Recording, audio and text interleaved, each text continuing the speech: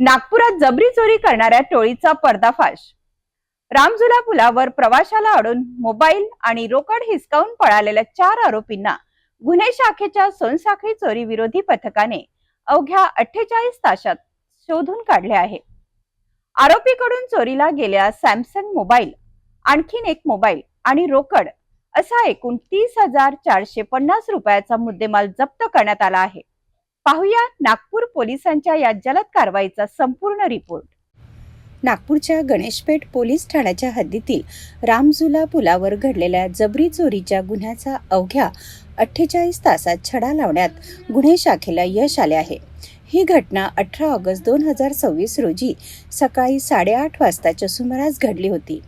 फिर्यादी मध्य प्रदेश येथे जाण्यासाठी रेल्वे स्टेशनच्या दिशेने जात असताना रामझुला पुलावर आरोपींनी त्यांना अडवले। यानंतर फिर्यादीजवळील मोबाईल आणि इतर मुद्देमाल जबरदस्तीने हिसकावून आरोपी घटनास्थळावरून पसार झाल्याची तक्रार करण्यात आली।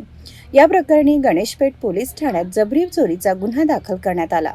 गुन्ह्याचा समांतर तपास सुरू असतानाच सोनसाखळी चोरी विरोधी पथकाला गुप्त बातमीदारांमार्फत आरोपींबाबत महत्त्वाची बातमी मिळाली। या माहितीच्या आधारे पथकाने अवघ्या 48 तासाच्या आत 4 आरोपीचा शोध घेत त्यांना ताब्यात घेतले। चौकशी दरम्यान आरोपींनी गुन्ह्यात सहभाग असल्याची कबुली दिल्याचे पोलिसांनी म्हटले आहे।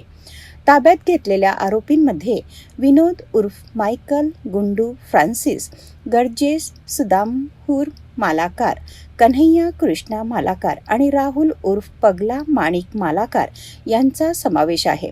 पोलिसांनी आरोपींकडून गुन्ह्यात हिसकावून नेलेला सुमारे 15,000 रुपये किमतीचा सॅमसंग A71 मोबाईल, सुमारे 15,000 रुपये किमतीचा आणखीन एक रेडमी A2 मोबाईल तसेच 450 रुपये रोकड असा एकूण 30,450 रुपयाचा मुद्देमाल जप्त केला आहे।